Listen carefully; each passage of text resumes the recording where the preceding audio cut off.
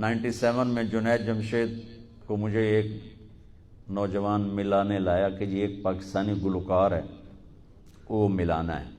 کراچی میں گیا ہوا تھا، اس کو لے آیا تو اس نے ایسے چہرہ چھپایا ہوا تھا نا، وہ تبلیغی اجتماع تھا تو اس نے چہرہ چھپایا ہوا تھا، تو آ کے بیٹھا، تو میرا تو تعارف تھا نہیں اس سے، تو میں نے پوچھا کیا کرتے ہو؟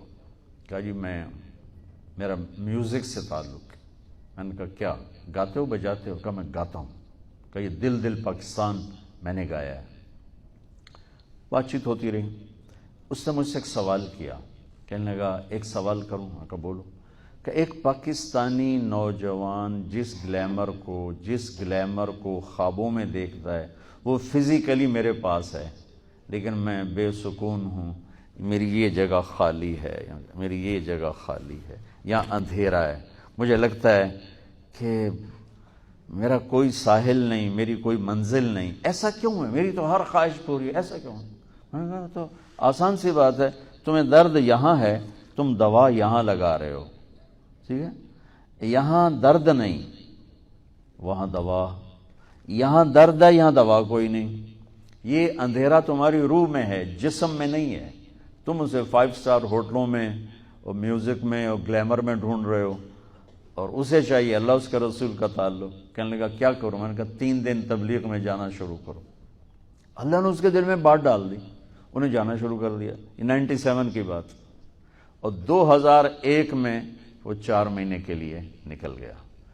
اور مجھے اس نے فون کیا، مولانا صاحب میں بالا کوٹ میں ہوں اور ایک پرانی مسجد ہے اور اس کا اکھڑا ہوا فرش ہے اور ایک پھٹی ہوئی چٹائی ہے، میں اس پر لیٹا ہوا ہوں، اور جس سکون کو میں 5 سٹار ہوٹلوں میں میوزک میں ڈھونڈتا تھا وہ مجھے یہاں مل چکا ہے۔ مجھے لگتا ہے میں ہوا میں اڑ جاؤں، ہوا میں اڑ جاؤں۔ تو بچو اللہ آپ کو موقع دے، تبلیغ میں وقت لگاؤ۔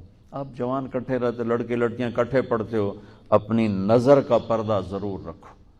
نظر کی بے حیائی معاشرے کو گندہ کر دیتی اور معاشرے میں بدکاری کو پھیلا دیتی، اور جب معاشرے میں بدکاری پھیلتی ہے تو پھر اتنی تیزی سے زوال آتا ہے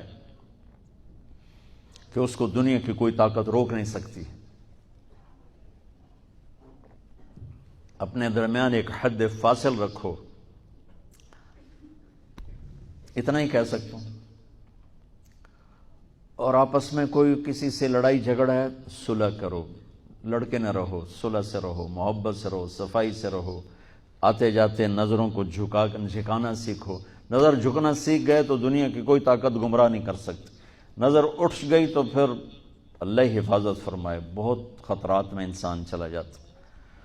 تو آخری بات یہ ہے بچوں، تم ابھی زندگی شروع کر رہے ہو، ہماری شام ہو رہی ہے، مسلمان بن کے چلو، فرقوں کا شکار ہو کے مت چلو، فرقوں میں بٹ کے نہ چلو، امت بن کے چلو۔